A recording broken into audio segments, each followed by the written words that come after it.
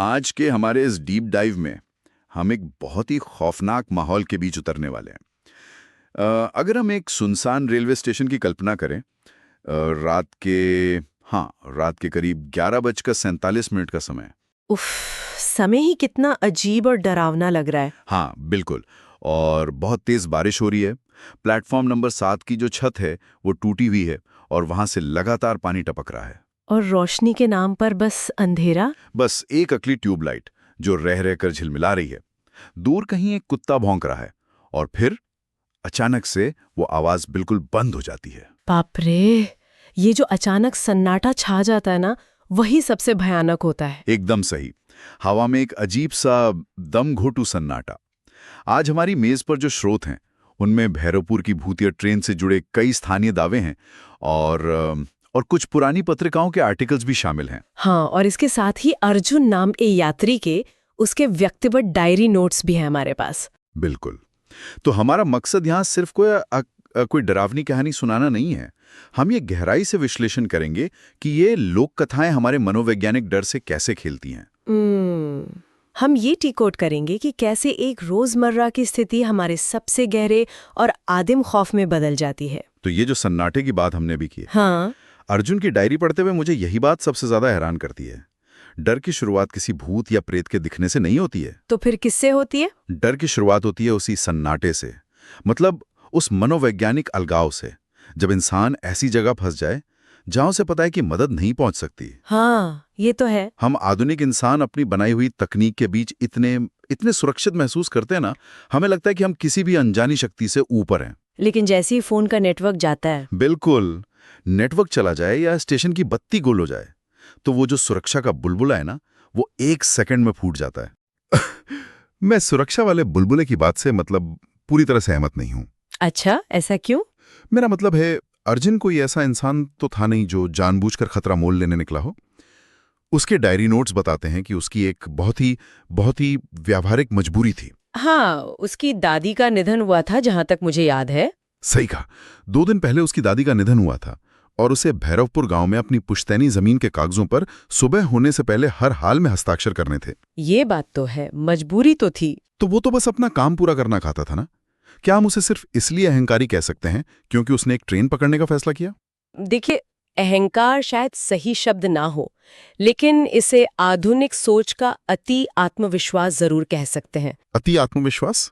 वो कैसे? क्योंकि अर्जुन के नोट्स में ही लिखा है कि स्टेशन पर चाय वाले ने और कुछ स्थानीय लोगों ने उसे साफ शब्दों में चेतावनी दी थी। हाँ, उन्होंने कहा था कि आखिरी ट्रेन मत पकड़ना। बिल्कुल, उन्होंने ये भी कहा था कि उस रूट के बारे में बहुत बुरी कहानियां हैं। लेकिन अर्जुन ने क्या किया? उसने अपने तर्क और लॉजिक का इस्तेमाल किया। एकदम सही। उसने सोचा कि ये सब बस गांव वालों का अंधविश्वास है।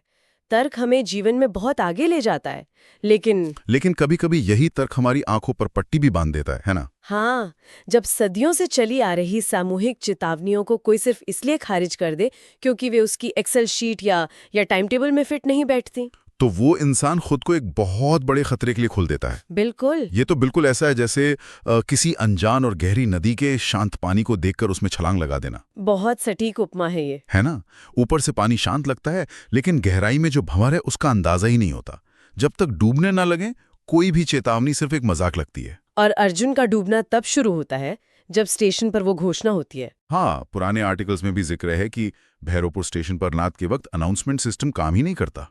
फिर भी अर्जुन ने सुना, एक टूटी हुई मशीन जैसी बहुत ही अमानवीय आवाज में ये घोषणा हुई कि ट्रेन नंबर 309 प्लेटफॉर्म 7 पर आने वाली है। वो आवाज मानवीय नहीं थी।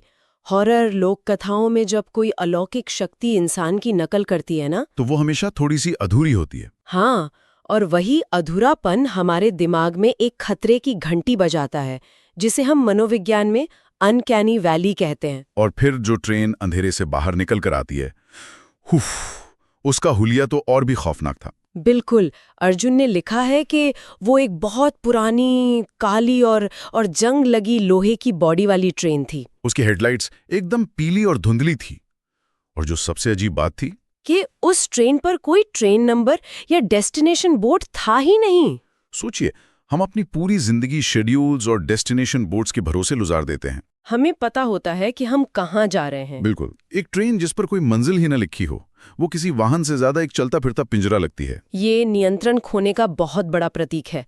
डेस्टिनेशन बोर्ड हमें ये आश्वासन देता है कि इस यात्रा का एक अंत है, एक उद्देश्य है। और जो वो बोर्ड गायब होता है, तो इसका सीधा मनोवैज्ञानिक अर्थ ये है कि अब आपकी अपनी मंजिल पर आपका कोई नियंत्रण रहा ही नहीं। और जैसे ही अर्जुन उस ट्रेन के अंदर कदम रखता है, दरवाजा एक झटके से बंद हो जाता है। अंदर न कोई यात्री था, न कोई टीटी, सिर्फ धूल और मकड़ी के जाले। और डायरी के मुताबिक गीली मिट्टी और सड़े हुए मांस की भयानक बदबू। ट्रेन अचानक पूरी रफ्तार पकड़ लेती है और बाहर का नजारा सिर्फ घने काले जंगलों में बदल जाता है। यहाँ से कहानी का वो हिस्सा शुरू होता है जो मुझे व्यक्तिगत रूप से सबसे ज्यादा डराता है। आप अर्जुन के फोन की बात कर रहे हैं ना?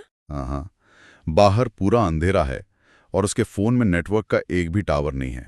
बैटरी सिर्फ 3% बची है। आज के समय में स्मार्टफोन सिर्फ एक उपकरण नहीं रह गया है। बिल्कुल, ये हमारी छठी इंद्री बन चुका है, हमारा सिक्स्थ सेंस। और जब वो 3% बैटरी खत्म होने वाली होती है तो ये सिर्फ एक मशीन का बंद होना नहीं है। ये अचानक से अंधा और बहरा हो जाना है। सही कहा। ये एहसास कि अब पूरी दुनिया से संपर्क कट चुका है और कोई बचाने नहीं आ सकता, ये किसी भी भूत से ज्यादा डरावना है। आपने इसे छठी इंद्रिय कहा और ये बहुत सटीक है। तकनीक हमारे लिए एक डिजिटल कैंपफायर की तरह है। जैसे पुराने जमाने में लोग आग जलाकर खुद को जंगली जानवरों से सुरक्षित महसूस करते थे। हाँ, आज हमारी स्क्रीन की रोशनी वो आग है। जब अर्जुन के फोन की बैटरी दम तोड़ रही होती है तो वो रूपक के तौर पर उसी आधे मंदेरे में वापस धकेल दिया जाता है जहां इंसान शिकार हुआ करता था। उसका आधुनिक कवच अब पूरी तरह टूट चुका है। और कवच टूटते ही हमले शुरू हो जाते हैं। ट्रेन के डिब्बे का वो सन्नाटा टूटता है। अर्जुन को अगले डिब्बे से घिसटते कदमों की आवाज सुनाई देती है। चर चर, कुछ इस तरह की आवाज। वो हिम्मत जुटाकर झांकता है तो उसे आखिरी खिड़की के पास एक औरत दिखाई देती है। सफेद साड़ी, लंबे काले बाल और चेहरा ढका हुआ। अर्जुन बात करने की कोशिश करता है, लेकिन ट्रेन की लाइट झपकती है। एक पल का अंधेरा, और जब वो अपने फोन की मरती हुई टॉर्च चलाता है तो औरत गायब है। लेकिन असली डर वो औरत नहीं है। असली डर वो संदेश है जो वो पीछे छोड़ जाती है। हाँ, खिड़की पर धूल में उंगलियों से लिखा होता है, भाग जाओ। और इसके तुरंत बाद ट्रेन की छत पर भारी कदमों से दौड़ने की जोरदार आवाजें आने लगती हैं। जैसे कोई विशाल जानवर छत पर दौड़ रहा हो और धातु की मजबूत छत अंदर की तरफ दबने लगती है। इस दृश्य में जो भारी मनोवैज्ञानिक दबाव है उसे समझिए। एक तरफ आपके पास एक संदेश है जो कह रहा है, भाग जाओ। लेकिन एक ऐसी ट्रेन में जो पूरी रफ्तार से अज्ञात अंधेरे में दौड़ रही है, भाग कर जाएंगे कहाँ? ये विरोधाभास तो दिमाग को ही सुन्न कर देता है। संदेश बचने का निर्देश दे रहा है, लेकिन भौतिक स्थिति बता रही है कि बचना असंभव है। ये शिकार होने का सबसे क्रूर एहसास है। जहाँ शिकारी सिर्फ मारना नहीं चाहता, बल्कि वो आपके डर के साथ खेल रहा है। मुझे लगता है कि ये सब सिर्फ उसे मानसिक रूप से तोड़ने के लिए था। हाँ, क्योंकि डायरी के अगले पन्नों में अर्जुन की लिखावट बहुत कांपती हुई सी हो जाती है। छत पर हो रहे हमले से घबराकर जब वो पीछे मुड़ता है तो उसे एक छोटा लड़का दिखाई देता है। अब सोचिए, एक सुनसान खौफनाक ट्रेन में अचानक एक स्कूली बच्चा। लड़के की यूनिफॉर्म पूरी तरह से गीली है, बालों से पानी टपक रहा है। और वो लड़का मुस्कुराता है और पूछता है, क्या आपने मेरी मम्मी को देखा? वो अपना सिर ढूंढ रही हैं। फुफ। और जब अर्जुन गौर से देखता है तो उस बच्चे की आंखों में कोई सफेदी नहीं है। वो पूरी तरह से काली हैं, एकदम स्याह। ये हमारी धारणाओं को पलटने का एक क्लासिक हॉरर तरीका है ना? बिल्कुल। बच्चा हमेशा मासूमियत, सुरक्षा और जीवन का प्रतीक होता है। जब हॉरर कहानी एक बच्चे का इस्तेमाल डर पैदा करने के लिए करती है तो वो दरअसल हमारी सुरक्षा की बुनियादी भावना पर सीधा हमला कर रही होती है। दिमाग को समझ ही नहीं आता कि जिसे हम हमेशा सुरक्षित मानते आए हैं उससे कैसे बचें। ये हमारी पुरानी लोक कथाओं के बैरूपिया या छलावे के विचार से बहुत मिलता जुलता है। एक ऐसा शिकारी जो शिकार को लुभाने के लिए सबसे परिचित रूप धारण कर लेता है। अर्जुन की दहशत यहाँ चरम पर पहुंच जाती है। वो उस डिब्बे से भागता है। हर नया डिब्बा एक नए दुस्वप्न की तरह है। कहीं सीटों पर सूखी फूलों की मालाएं हैं, कहीं इंसानों की जगह कपड़े पहने हुए पुतले बैठे हैं। और भागते भागते वो एक ऐसे डिब्बे में पहुंचता है जहां 20 यात्री शांति से बैठे हैं। यहाँ लेखक ने एक बहुत ही क्रूर खेल खेला है। एक पल के लिए अर्जुन को लगता है कि उसे इंसानों का साथ मिल गया है। डायरी में लिखा है कि उसने राहत की एक गहरी सांस ली। उसने उन यात्रियों से बात करने की कोशिश की, उन्हें बताने की कोशिश की कि पीछे कुछ भयानक है। लेकिन किसी ने कोई प्रतिक्रिया नहीं दी। एकदम सन्नाटा। फिर एक औरत ने धीरे से अपना चेहरा उठाया। और अर्जुन ने देखा कि उस औरत की आंखें धागे से सिली हुई थीं। वो भयानक रूप से विकृत थी। पास बैठे एक दूसरे आदमी की त्वचा मोम की तरह गल रही थी। और फिर वो सारे यात्री एक साथ अर्जुन की तरफ मुड़ते हैं। उनके चेहरों पर एक खौफनाक मुस्कान है। लाइट्स अचानक फट जाती हैं और अंधेरे में चारों तरफ से फुसफुसाहटें आती हैं। यहीं रुक जाओ, अब तुम हमारे हो। और ठंडे हाथ अर्जुन को दबोचने लगते हैं। अगर हम इन विवरणों को थोड़ा और गहराई से खंगालें तो ये सिली हुई आंखें सिर्फ एक डरावना दृश्य नहीं है। ये एक बहुत शक्तिशाली प्रतीक है। किस चीज का प्रतीक? अर्जुन की अपनी स्थिति का। बिल्कुल। याद कीजिए अर्जुन ने गांव वालों की चेतावनियों के साथ क्या किया था। उसने सच देखने से इनकार कर दिया था। उसने अपनी आंखें बंद कर ली थीं। तो अब उसे ऐसे सहयात्रियों के बीच बैठा दिया गया है जिनकी आंखें सचमुच सिल दी गई हैं। ये उस जानबूझकर अपनाए गए अंधेपन का भौतिक रूप है। और जो त्वचा गल रही है वो इस बात का संकेत है कि इस ट्रेन में तर्क, विज्ञान और जीवन सब कुछ सड़ रहा है। अर्जुन अब जीवित लोगों की दुनिया के नियमों से पूरी तरह बाहर जा चुका है। अर्जुन किसी तरह उन ठंडे हाथों से खुद को छुड़ाता है और अंधाधुंध भागता है। वो ट्रेन के बिल्कुल आखिरी दरवाजे तक पहुंच जाता है और जाहिर है दरवाजा बंद है। फुसफुसाहटें और घिसटते कदम उसके करीब आ रहे हैं। वो लगभग हार मान चुका है। तभी अंधेरे में एक लालटेन जलती है। वहां एक बूढ़ा आदमी खड़ा है। रेलवे की पुरानी यूनिफॉर्म, चेहरे का आधा हिस्सा बुरी तरह से जला हुआ। और लालटेन की रोशनी में अर्जुन देखता है कि उस आदमी के घुटनों के नीचे पैर हैं ही नहीं, जैसे किसी भयानक हादसे में कट गए हों। ये किरदार कहानी का केंद्र बिंदु है ना? हाँ, ये सिर्फ डराने के लिए नहीं है। ये एक ब्रह्मांडीय न्याय मतलब कॉस्मिक जजमेंट का प्रतिनिधित्व करता है। अर्जुन की डायरी में उस बूढ़े आदमी के हाथों का जो विवरण है वो रूह कपाने वाला है। उसके हाथ की हथेली में इंसानी नाखून धसे हुए थे, जैसे उसने किसी को बहुत बेरहमी से नोचा हो और उनमें से खून रिस रहा था। वो भारी आवाज में अर्जुन से कहता है, टिकट दिखाओ। अब यहाँ देखिए अर्जुन का दिमाग कैसे काम कर रहा है। मौत सामने खड़ी है, लेकिन वो फिर से अपने उसी तर्क और आधुनिक दुनिया के नियमों पर लौट जाता है। वो कांपते हुए अपना फोन निकाल कर कहता है कि उसके पास ऑनलाइन टिकट है। और यही वो पल है जहां दो अलग अलग दुनियाओं का टकराव होता है। अर्जुन का ऑनलाइन टिकट उस दुनिया का हिस्सा है जहां सब कुछ इंसानों के नियंत्रण में है। लेकिन वो बूढ़ा आदमी जो जवाब देता है वो अर्जुन के पूरे अस्तित्व को नकार देता है। वो मुस्कुराकर कहता है, इस ट्रेन में कोई गलती से नहीं चढ़ता। तुम्हें मना किया गया था। जब मैंने ये लाइन पढ़ी तो मुझे एक अजीब सी सिहरन हुई। कोई गलती से नहीं चढ़ता। क्या इसका मतलब ये है कि अर्जुन को सजा मिल रही है? लेकिन क्या सिर्फ जल्दी में होने या एक चेतावनी को नजरअंदाज करने की इतनी भयानक सजा मिलना न्याय है? मुझे लगता है कि ये बहुत क्रूर है। आप इसे इंसानी न्याय के तराजू पर तौल रहे हैं। अच्छा, तो लोक कथाओं और हॉरर में न्याय की परिभाषा अलग होती है। बिल्कुल। ये कर्मों और उनके परिणामों के एक बहुत ही सख्त, लगभग प्राचीन नियम पर काम करता है। मतलब जब स्थानीय लोगों ने उसे चेतावनी दी थी तो वो सिर्फ एक सलाह नहीं थी, वो एक सीमा रेखा थी।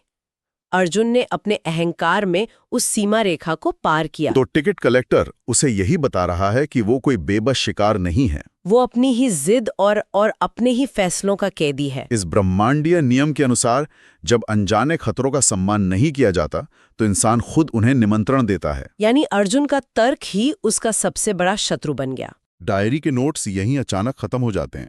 लेकिन अन्य स्रोतों से हमें पता चलता है कि कहानी का अंत क्या हुआ। अर्जुन के अनुभव के मुताबिक उस भयानक संवाद के तुरंत बाद वो तेज भागती हुई ट्रेन अचानक रुक जाती है। बिना किसी झटके के, कोई आवाज नहीं, बस एक सन्नाटा। वो आखिरी दरवाजा अपने आप खुलता है।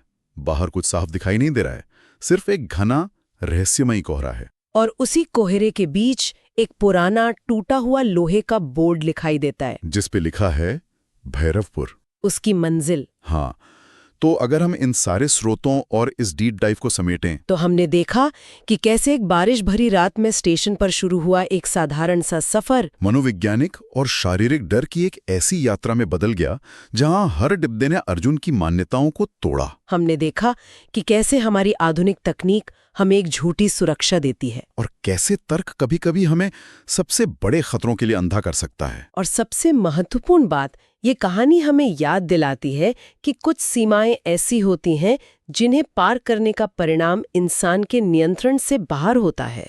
बिल्कुल, लेकिन इस चर्चा को खत्म करने से पहले मैं एक ऐसा विचार साझा करना चाहता हूं जो इन स्रोतों को पढ़ने के बाद से मेरे दिमाग से निकल ही नहीं रहा है। वो क्या? अगर हम जरा इस बारे में सोचें, अर्जुन का लक्ष्य भैरवपुर पहुंचना था। हाँ, वो तो है।